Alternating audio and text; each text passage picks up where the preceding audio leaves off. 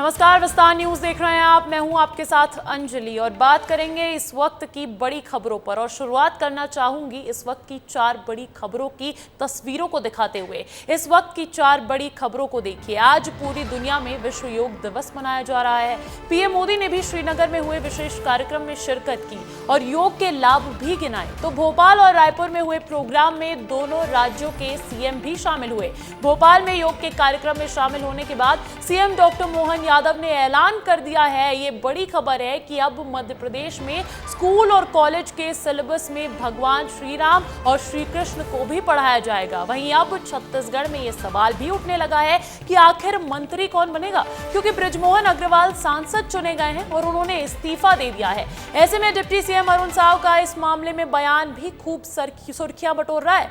वहीं इंदौर और बिलासपुर में अवैध इमारतों और अतिक्रमण के खिलाफ प्रशासन कड़ी कार्रवाई कर रहा है। ये इस वक्त की 3 बजे की 4 बड़ी खबरें हैं जिन पर विस्तार से करेंगे चर्चा। और शुरुआत करूंगी पहली बड़ी खबर के साथ। अंतर्राष्ट्रीय योग दिवस के मौके पर मध्य प्रदेश के मुख्यमंत्री डॉक्टर मोहन यादव ने बड़ा ऐलान किया है।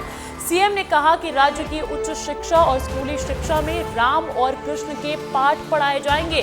सीएम ने यह भी कहा कि रामपथ गमन और श्री कृष्ण पथ गमन 2 परियोजनाओं को राज्य सरकार ने अपने हाथ में लिया है। भगवान राम और कृष्ण राज्य में जिन जिन स्थानों पर गए हैं उन स्थानों पर राज्य सरकार ने तीर्थ स्थल के तौर पर विकसित करने का फैसला लिया है।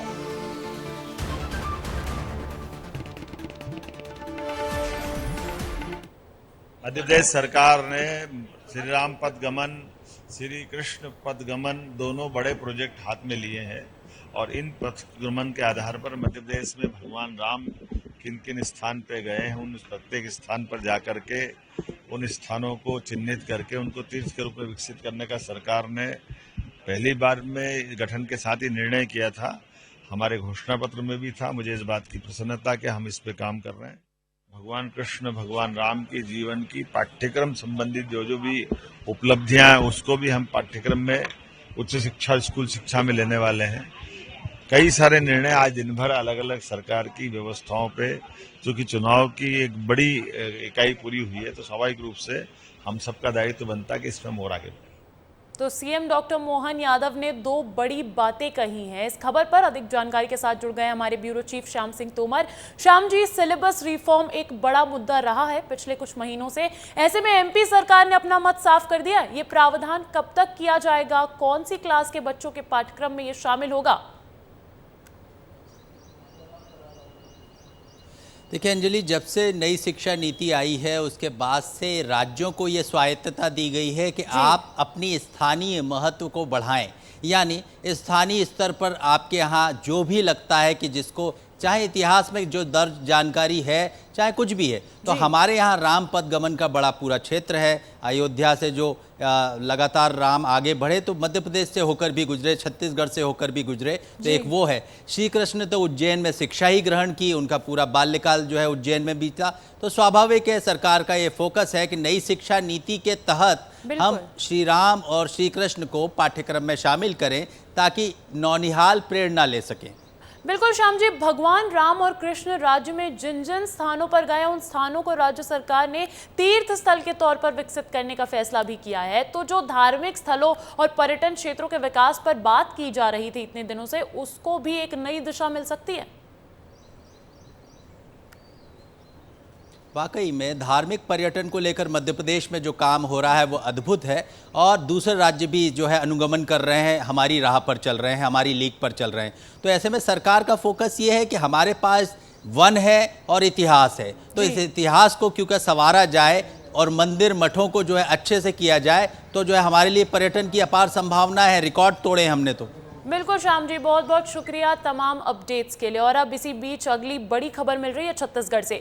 छत्तीसगढ़ में उपचुनाव को लेकर अधिसूचना जारी कर दी गई है। रायपुर दक्षिण में उपचुनाव को लेकर यह अधिसूचना जारी की गई है। 6 महीने के अंदर होगा चुनाव। दरअसल बृजमोहन अग्रवाल के इस्तीफे के बाद ये सीट खाली हो गई है, रिक्त हुई है ये सीट और अब उसी को देखते हुए उपचुनाव की स्थिति पैदा हो गई है, क्योंकि सांसद जीत चुके हैं बृजमोहन अग्रवाल रायपुर से, प्रदेश की राजधानी रायपुर से वो नवनिर्वाचित सांसद है। ऐसे में उन्होंने अपने विधायक पद से भी इस्तीफा दे दिया, साथ ही साथ मंत्री पद से भी इस्तीफा दे दिया और अब विधायकी छोड़ने के बाद खाली हो गई है रायपुर दक्षिण की सीट और उस पर अब उपचुनाव को लेकर अधिसूचना जारी कर दी गई है। इस खबर पर अधिक जानकारी के साथ जुड़ गए हैं मेरे सहयोगी रोहित मिश्रा रायपुर से।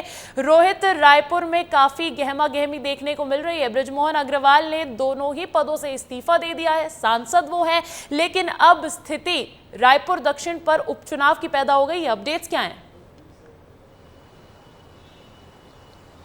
बिल्कुल, देखिए रायपुर दक्षिण में उपचुनाव होना तय हो गया है और इस सीट के रिक्त होने की अधिसूचना भी जारी कर दी गई है और इसे 17 तारीख से रिक्त बताया गया है। और दक्षिण की सीट अभेद्य किला कही जाती है अंजलि, और लगभग 34 सालों से यहाँ पे बृजमोहन अग्रवाल जो हैं वो विधायक है और विधायक रहते रहते उन्होंने प्रदेश और कई बड़े संगठनों में भी जो काम है वो किया है। भाजपा के लिए काफ़ी जो तेज तर्रार नेता है वो माने जाते हैं, लेकिन उनको सांसद बनाए जाने के बाद में, सांसद जीत के बाद में ये कदम उठाया गया है। मंत्री पद से भी उन्होंने कैबिनेट की बैठक में इस्तीफा दे दिया है, वहीं पे विधायक पद से भी दे दिया है। तो ऐसे में इस सीट को रिक्त बताया गया है। अब दक्षिण के अभेद्य किला को भाजपा चाहेगी वो अभेद्य रहे, उसके लिए नए नए प्रत्याशी लगातार भाजपा दफ्तर पहुंच रहे हैं और वो कांग्रेस भी चाह रही होगी कि इस अभेद्य किले को जो है वो ढा दिया जाए और उस पर कांग्रेस का प्रत्याशी जीत कर आए। तो दावे वादे किए जा रहे हैं, लेकिन उपचुनाव जल्द ही होने वाला है और उसके बाद ये स्पष्ट होगा कि इस बार दक्षिण का राजा कौन होगा। बिल्कुल, कई नेता अब दावेदारी भी पेश करते नजर आएंगे भारतीय जनता पार्टी में और उपचुनाव की स्थिति है तो कांग्रेस को भी अपना प्रत्याशी उतारना ही पड़ेगा। मुकाबला बेहद दिलचस्प हो जाएगा। बहुत बहुत शुक्रिया रोहित तमाम अपडेट्स के लिए। और अब अगली बड़ी खबर मिल रही है कि मोहन सरकार के आदेश का उल्लंघन जारी है। सोम डिस्टिलरीज में स्प्रीट का प्रोडक्शन किया जा रहा है, फैक्ट्री में काम कर रहे हैं मजदूर, फैक्ट्री के अंदर आबकारी विभाग के अधिकारी भी मौजूद है। ये तस्वीरें देखिए आप, सोम डिस्टिलरीज जिसका लाइसेंस रद्द कर दिया गया, जिससे जुड़े तमाम अधिकारियों को निलंबित कर दिया गया, बावजूद उसके अब मोहन सरकार के आदेश का उल्लंघन करते हुए वहां पर काम जारी है। डिस्टिलरीज में स्प्रीट का प्रोडक्शन चल रहा है, फैक्ट्री में काम कर रहे हैं मजदूर और फैक्ट्री के अंदर आबकारी विभाग के अधिकारी भी मौजूद हैं। और अब इस खबर पर अधिक जानकारी के साथ जुड़ गए हैं मेरे सहयोगी विवेक पांडे फोन लाइन पर। विवेक, इतनी जुर्रत, आपसे जुड़े अधिकारी निलंबित हो जाते हैं, आपका लाइसेंस रद्द हो जाता है, लेकिन बावजूद उसके फैक्ट्री में काम कर रहे हैं मजदूर। बिल्कुल अंजलि, इस वक्त हम फैक्ट्री के पास मौजूद है, फैक्ट्री के सामने ही है और फैक्ट्री में अभी काम चल रहा है। तमाम सारे मजदूर आ गए थे और सरकार ने जब निर्देश दिए थे कि फैक्ट्री को सील कर दिया जाए, अब भी यहाँ काम चल रहा है बेहतर तरीके से और अगर अधिकारी चाहे सरकारी फैक्ट्री को बंद कर दिया था, लेकिन फैक्ट्री के अंदर अधिकारी मौजूद है। वो ये बात कह रहे हैं कि एक फैक्ट्री को बंद कर दिया है, लेकिन दूसरी तरफ दूसरी फैक्ट्री चल रही है, उसके बॉयलर काम कर रहे हैं, यानी फैक्ट्री के अंदर अभी भी बन रहा है। सरकार ने निर्देश दिए थे कि 20 दिनों के अंदर फैक्ट्री को सील कर दिया जाए, लेकिन सरकार के निर्देशों का उल्लंघन अब तक जारी है। बिल्कुल, निर्देश का उल्लंघन किया जा रहा है और जस्टिफिकेशन भी देखने को मिल रहा है। बहुत बहुत शुक्रिया विवेक तमाम अपडेट्स के लिए। और अब अगली बड़ी खबर है बीजेपी से जुड़ी हुई। देखिए, बीजेपी नेता राधिका खेड़ा ने रायपुर में सीएम विष्णुदेव साय से गुरुवार रात को मुलाकात की है।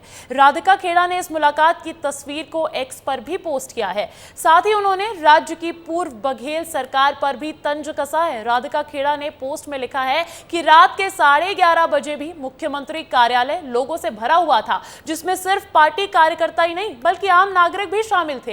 पिछली सरकार में उन्होंने देखा है कि कार्यकर्ताओं नेताओं के क्या हाल थे। जनता दरबार भी बंद कर दिया गया था।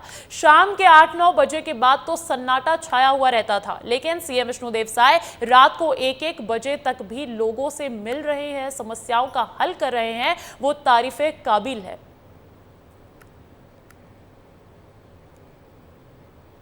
मध्य प्रदेश के आदिम जाति कल्याण मंत्री विजय शाह ने राष्ट्र ध्वज तिरंगे और राष्ट्रगान का अपमान करने वालों को दो टूक चेतावनी दी है। विजय शाह ने साफ कहा है कि कोई भी शिक्षण संस्थान तिरंगे का अपमान करेगा या फिर उस संस्थान में जनगण मन नहीं गाया जाएगा तो फिर उसकी बहुत कुछ चीजें बंद हो जाएंगी। तो देखिए, वैसे भी बहुत सारे मामले इस तरीके के निकलकर सामने आते रहते हैं और उसको देखते हुए अब सख्ती नजर आ रही है सरकार की। विजय शाह ने दो टूक जवाब दे दिया है, दो टूक चेतावनी दे दी है। उन्होंने कहा है कि कोई भी शिक्षण संस्थान तिरंगे का अपमान करेगा या फिर उस संस्थान में जनगण मन नहीं गाया जाएगा तो फिर उसकी बहुत कुछ चीजें बंद हो जाएगी। क्या कहा है, सुनवाते आपको। सवाल शैक्षणिक संस्था का है, सवाल भारत के राष्ट्र का मान सम्मान तिरंगे का है, सवाल जनगण मन के माध्यम से भारत के राष्ट्रगान का है। ये हमारी क्रिश्चियन संस्थाएं यहाँ पढ़ा रही, जनगण मन करती, झंडा वंदन होता है। तो कोई भी शिक्षण संस्थाएं हो हिंदुस्तान के अंदर अगर तिरंगे का अपमान करेंगी और जनगण मन नहीं गाएंगी तो उनकी फिर बहुत कुछ चीज़ें बंद हो जाएंगी। तो देखिए, रायपुर दक्षिण सीट से अधिसूचना तो जारी कर दी गई है, लेकिन कोरबा पहुंचे डिप्टी सीएम अरुण साव का उससे पहले एक बयान आया था। अरुण साव ने राज्य में मंत्रिमंडल विस्तार को लेकर कहा है कि मुख्यमंत्री का ये विशेषाधिकार है। उन्होंने कहा कि बृजमोहन अग्रवाल ने इस्तीफे की इच्छा जाहिर की है, लेकिन अभी इस्तीफा मंजूर नहीं हुआ है। मंत्रिमंडल के विस्तार को लेकर केंद्रीय नेतृत्व की बैठक होगी और इस पर विचार किया जाएगा। अभी बृजमोहन अग्रवाल जी का इस्तीफा मंजूर हुआ नहीं है। उन्होंने इच्छा जाहिर की है।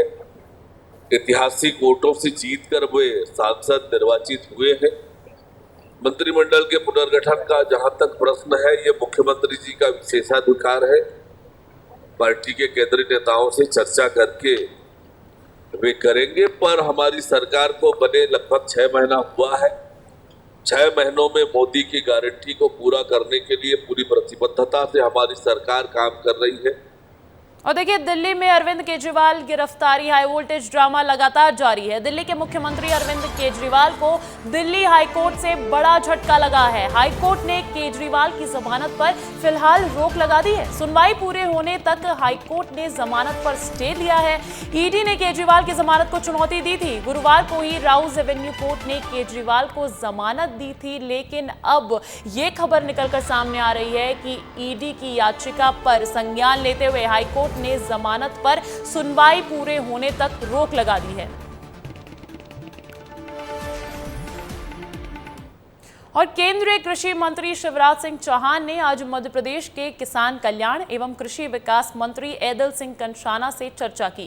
कैबिनेट मंत्री शिवराज सिंह चौहान ने वीडियो कॉन्फ्रेंसिंग के जरिए मंत्री से बात की है, जिसमें उत्तर प्रदेश, गुजरात, महाराष्ट्र, राजस्थान, बिहार, झारखंड और तेलंगाना के कृषि मंत्री शामिल हुए, जहां दलहन की स्थिति की विस्तृत समीक्षा की गई। तो देखिए, कार्यभार संभाल चुके हैं केंद्रीय कृषि मंत्री शिवराज सिंह चौहान और उसको लेकर वीडियो कॉन्फ्रेंसिंग के जरिए उन्होंने बैठक भी की। अंतर्राष्ट्रीय योग दिवस पर राजधानी भोपाल में जैन समाज ने एक बड़ा आयोजन किया। तात्या टोपे नगर स्टेडियम में भावना योग नाम से हुए इस आयोजन में मुनि श्री प्रमाण सागर पहुंचे। इस बीच विस्तार न्यूज को दिए विशेष इंटरव्यू में मुनि ग्रामीण सागर ने कहा कि विश्व को भारत ने योग जैसी दिव्या शरीर को स्वस्थ रखने की विद्या दी है। उन्होंने ये भी कहा कि आज के आयोजन में केवल जैन समाज नहीं बल्कि सर्व समाज उपस्थित हुआ। योग की बात जब भी हमारे सामने आती है तो हमारा ध्यान प्रायः आसनों पर चला जाता है। योगासन एक अच्छी प्रक्रिया है, लेकिन योग का संबंध केवल आसन तक नहीं है। योग हमारी संपूर्ण जीवन शैली का नाम है। हमारे शास्त्रों में कहा गया है योगः कर्मसु कौशलम्, अपने कर्म में कुशलता को प्राप्त करना ही योग। तो वहीं क्या कहेंगे भावना योग के बारे में? हमारे जो है विस्तार न्यूज़ पर भी आपके जो आशीर्वचन दीजिए। मैं इतना ही कहना चाहूँगा कि भावना योग अपने तन को स्वस्थ, मन को मस्त और चेतना को प्रशस्त बनाने का अभिनव प्रयोग है और इस प्रयोग का सब लोग लाभ लें, अपने शारीरिक, मानसिक और चैतसिक स्वास्थ्य को ठीक करने का एक बहुत सशक्त माध्यम है। ऐसे भी आपाधापी के युग में जब सब तरफ स्ट्रेस और नकारात्मकताएं भरी है, अगर हम भावना योग का नियमित प्रयोग करें तो अपने जीवन को बहुत स्वस्थ और समर्थ बना सकते हैं। विश्व को देन है, भावना योग हो या हमारा जो योग हो, इसके बारे में भी हम ये योग है ही ऐसी विधा भारत की जो सारे संसार को सुख शांति और समर्थ बना सकती है। तो हमें भावना योग को भी उसी योग के एक हिस्से के रूप में देखना चाहिए। सारे समाज यहाँ उपस्थित थे, जैन समाज के साथ साथ। बिल्कुल, ये देखिए, योग किसी एक समाज के लिए नहीं है, सबके लिए। बीमारी किसी एक जाति में नहीं है, बीमारी सब जाति में, तो इलाज भी सबको चाहिए। तो वहीं अंतर्राष्ट्रीय योग दिवस के मौके पर जबलपुर में आयोजित किए गए सामूहिक योग अभ्यास में कैबिनेट मंत्री राकेश सिंह ने भी शिरकत की। इस दौरान बीजेपी के तमाम विधायक और जनप्रतिनिधि भी योग अभ्यास कार्यक्रम में शामिल हुए, जिन्होंने योग के सभी आसन कर लोगों को रोजाना योग करने की सलाह दी।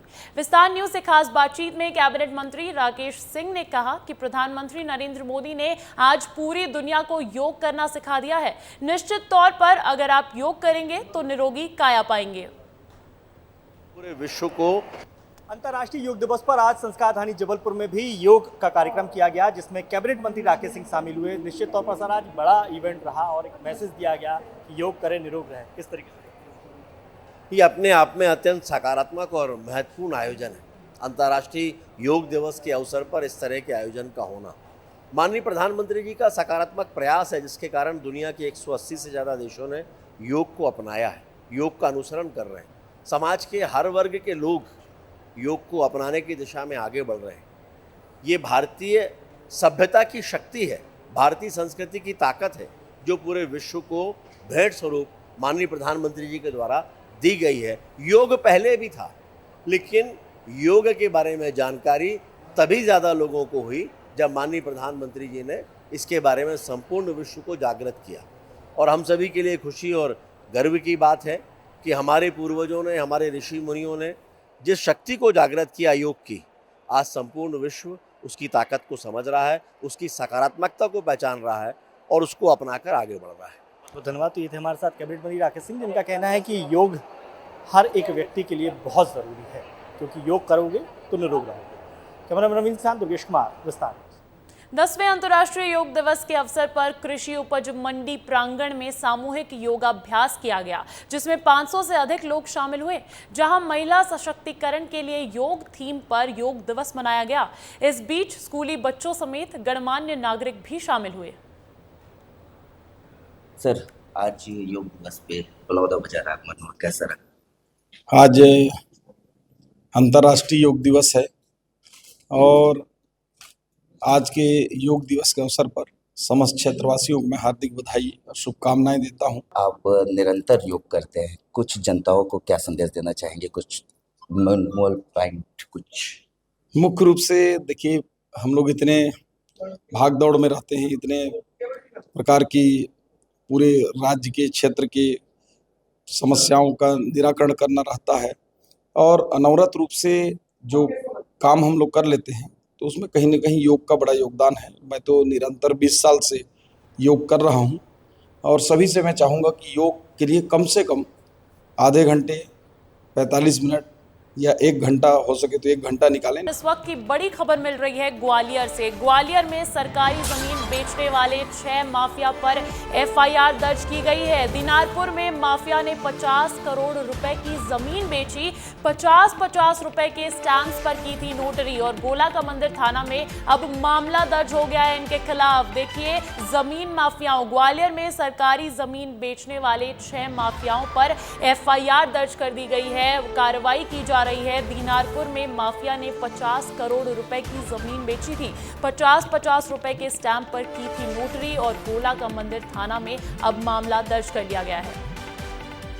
और अब अगली खबर कांकेर से मिल रही है। कांकेर में सर्चिंग पर निकले बीएसएफ जवान की गोली लगने से मौत हो गई। ये घटना मारबेड़ा कैंप से 300 मीटर दूरी पर हुई है। पुलिस ने इसे नक्सली घटना मानने से इनकार कर दिया है और इस पूरे मामले की फॉरेंसिक टीम जांच कर रही है। बताया जा रहा है कि मृतक जवान मदन कुमार बीएसएफ की 94वीं बटालियन में तैनात थे, तो कांकेर में सर्चिंग पर निकले बीएसएफ जवान की गोली लगने से मौत हो गई है। ये घटना मारबेड़ा कैंप से 300 मीटर दूरी पर हुई है और पुलिस ने इसे नक्सली घटना मानने से साफ इनकार कर दिया है और इस पूरे मामले की अब फॉरेंसिक टीम जांच कर रही है और बताया जा रहा है कि मृतक जवान मदन कुमार बीएसएफ की 94वीं बटालियन में तैनात थे। तो वहीं छतरपुर में एक बार फिर से शुरू हुआ अतिक्रमण हटाओ अभियान। व्यापारियों के प्रतिष्ठानों के बाहर फैले अतिक्रमण को हटाया गया। अतिक्रमण की वजह से रोजाना जाम की स्थिति बनी रहती थी। वहीं इस बीच कुछ दुकानदारों के अतिक्रमण करके रखे सामानों को भी जब्त कर लिया गया है और कहा है कि किसी के साथ भेदभाव हुआ है तो कार्रवाई होगी। ये तस्वीरें छतरपुर से निकलकर सामने आ रही है, जहां अवैध अतिक्रमण पर एक्शन देखने को मिला है। मार्केट में स्थायी और अस्थायी और विभिन्न तरह से कुछ लकड़ी या कोई रेलिंग या फिर कोई एंगल के माध्यम से अतिक्रमण किए जा रहे हैं, जिस पे अपना सामान रखा जा रहा है और नालियों को अवरोध किया जा रहा है। तो उसी को हटाने की आज संयुक्त कार्रवाई की जा रही है और इससे पहले सभी लोगों को, व्यापारियों की मीटिंग बुलाकर उनको सूचना दी गई थी कि आप स्वयं अपने स्तर से अपना जो भी अतिरिक्त सामान है वो हटा लें, नहीं तो प्रशासन द्वारा उसको हटवा दिया जाएगा। इसी तरीके की तस्वीर बिलासपुर में भी देखने को मिली है। बिलासपुर में अवैध अतिक्रमण के खिलाफ नगर निगम की कार्रवाई देखी गई। 40 सालों से रह रहे लोगों के घरों में चला है बुलडोजर। मेलापारा में 742 घरों में चलाया जाएगा बुलडोजर। पुलिस फोर्स और नगर निगम का अतिक्रमण दस्ता मौके पर मौजूद है और अतिक्रमण टीम और स्थानीय निवासी के बीच विवाद हुआ। पुलिस ने 4 लोगों को गिरफ्तार भी कर लिया। इस बीच इसी के साथ इस बुलेटिन में बस इतना ही। मुझे दीजिए इजाजत। खबरों का सिलसिला लगातार रहेगा जारी, कहीं जाइएगा मत, देखते रहिए विस्तार न्यूज।